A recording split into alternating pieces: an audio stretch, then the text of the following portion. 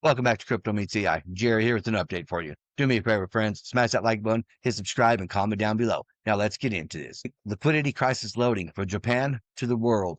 XRP as a solution. Yen carry trade is about to collapse. Be ready. We're very close. And it hit 2.75%, the highest in over 20 years. Tomorrow, when the Franklin Templeton XRP ETF goes live, we will see a volume of 500 million to 1 billion on the first day. That is my prediction. Comment down below with your one-day total volume prediction. Time to wake up. This is why I believe XRP is heading to some astronomical numbers. Even Bitcoin maxis who used to bash it are now scared of its potential. Check this out. I told you, a digital asset is quietly infiltrating the global financial system, like a virus, and no one is paying attention.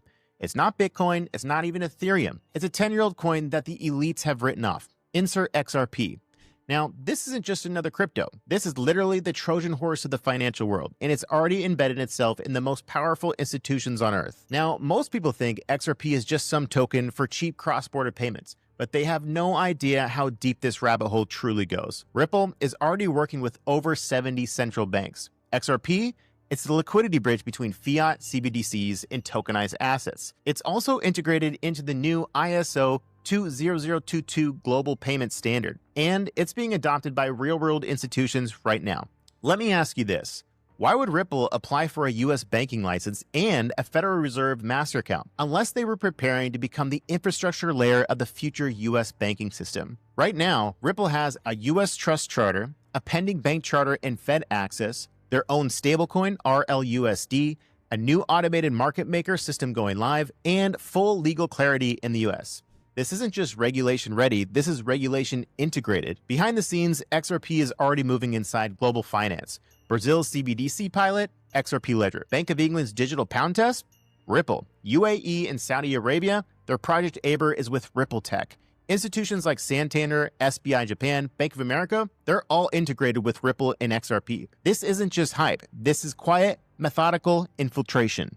But here's the thing. So let's compare XRP versus the rest. Bitcoin's market cap right now is 2.18 trillion. The XRP supply is 54 billion tokens. So to flip Bitcoin, XRP would need to hit $40 plus. But to flip Ethereum, it just needs to go to $5 per token. And here's the thing. Ethereum, it's stuck in fragmentation. Layer 2s are messy, regulation is murky, and no one is using it in the actual banking world. XRP, it's clean, it's legal, and it's integrated. It's becoming the invisible engine behind real money movement. You know, when I first got into cryptocurrencies, Ripple was still being drugged through the rug by the SEC and being sued. When I did some research and started studying exactly what problem XRP solves and what real world use case it actually has, it became quite clear to me that they're going to lead in this industry, starting with cross-border payments to tokenization to custody to RLUSD. They are changing the game forever. They are revolutionizing finance. Breaking news. Ripple CTO David Schwartz confirms there is no tax on the XRP ledger. Ripple CTO David Schwartz just shut down the latest FUD that people like to spread. There is no tax on the XRP ledger.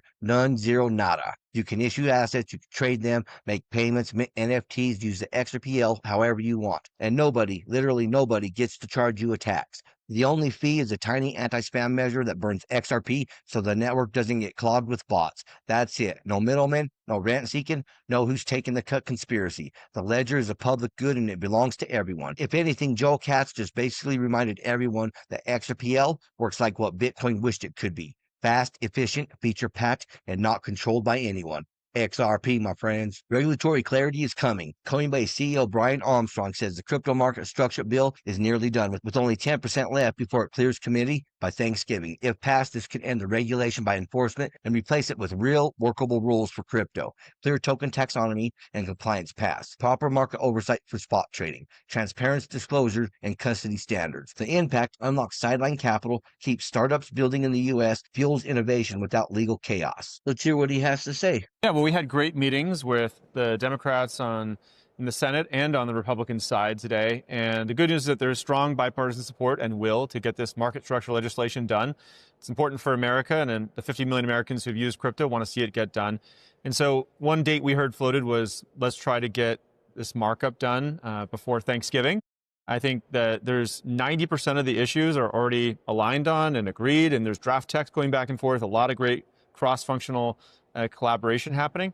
That last 10% are the remaining issues, and everyone committed to get in the room together and work it out, and hopefully we'll see some draft text or get it out of committee by Thanksgiving. Getting the Clarity Act passed through the Senate and President Trump's desk to be signed into law really doesn't affect or help XRP too much because it already has absolute legal clarity anyways. But what it does help, it will help HBAR, XLM, XDC, ZEBEC, all those tokens that don't have clarity yet. And what will happen is the CFTC will be in control of these commodities because that's what they will be classified once this market structure bill passes and signed by President Trump. This is some wild news. The White House wants to tax Americans' foreign crypto accounts. A new IRS rule plus CARF membership will let the government track all U.S. citizens' crypto held abroad for taxation. This is not just policy. This is the beginning of global surveillance finance. Borders may change, but your data will not be allowed to hide anywhere. The future will demand two things: proof of identity and proof of assets without revealing the underlying data. This is exactly why zero-knowledge proof privacy is no longer optional. It's the only cryptographic model that lets you verify compliance without surrendering your personal information to every government and every institution on the planet. And this is where the XRPL ecosystem is ahead of the curve. DNA Protocol is building a full ZK layer on the XRP ledger. ZK verified identity, ZK-based credential proofs, ZK compliance checks, identity and asset verification with no data exposure, all anchored to XRPL and powered by XDNA, the currency of zero-knowledge identity economy. When global governments start demanding transparency, the only protection is math-based privacy, not jurisdiction, not regulation, not VPNs. Pure cryptography. This is the world we are entering, and this is why ZK proof systems on XRPL are about to become critical infrastructure. Take privacy seriously, look at ZK proof infrastructure, look at XDNA. The future is verification without surveillance. Mike Higgins, CEO of Ripple Prime, says it'll take prime brokerages to scale digital assets. There's no coincidence there. Remember, Ripple Prime enables RLUSD liquidity, and that liquidity needs XRP, my friends. Industrial scale in foreign exchange. There was a few bespoke deals. There was no broad usage. Just some of the mega names had access, like a Soros, a Tudor, a More Capital, and a Tiger of the world, as there really wasn't any convenient way to access the market. And so a lot of institutional capital sat on the sidelines. I think it's a similar story in crypto. A lot of institutional capital sitting on sidelines, lack of institutional grade infrastructure, not really great convenient ways to access the market. And so I thought it was a good analogy that as you lay down infrastructure, prime brokerage being just one piece of that, markets can find their true scale.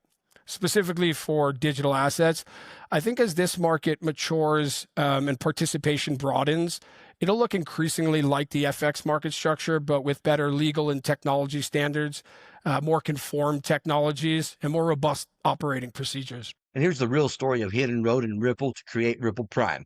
CEO of Ripple Prime. Ripple balance sheet is tremendous. It's one of the largest balance sheets in capital markets, let alone digital assets.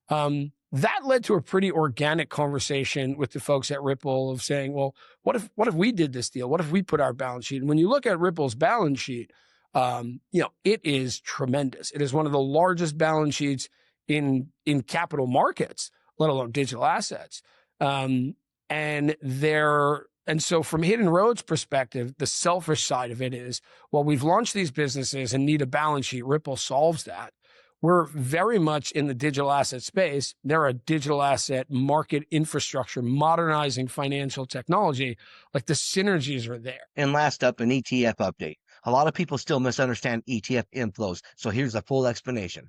245 million of inflows does not mean 245 million of XRP were bought on exchanges, even for spot ETFs. Why? ETF shares are created by authorized participants. They can deliver XRP they already hold or buy privately OTC, not on Binance. They can even hedge with derivatives before buying spot. Inflows equals new ETF shares, not XRP bought right now. But here's the key point everyone misses. A spot ETF must eventually hold the equivalent amount of real XRP. So even if the AP uses inventory, hedges, or OTC today, they must rebalance and buy real XRP later. Inflows today equals forced buying later, spread over days and weeks. This is why massive inflows don't pump the price instantly, but create delayed mechanical, unavoidable buying pressure. Exactly what happened with Bitcoin's ETFs. Well, that's what I have for you folks. Until next time, stay savvy, stay stacking, and I'll catch you in the next one. If you enjoyed this, smash that like button, hit subscribe, and comment down below. And if you want more crypto deep dives, check out our videos right here on Crypto Meets AI. Thank you for watching. Remember to always do your own research. This is not financial advice.